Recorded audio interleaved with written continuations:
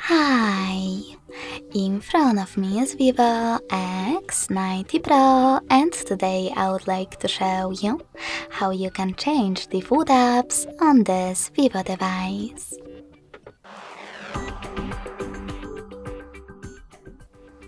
First of all, you need to download your new defaults. I already did that, so I can go into devices settings right away. In those settings, scroll down to access apps.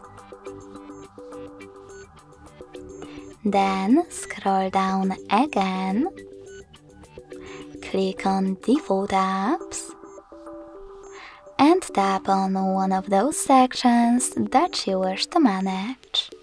In my case, browser app. Lastly, just click on an app that you wish to apply. I will go with Opera Mini.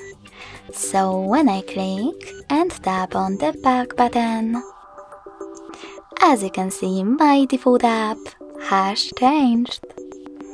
Thanks so much for watching. If you enjoyed this video, smash that like button, comment and subscribe. Bye!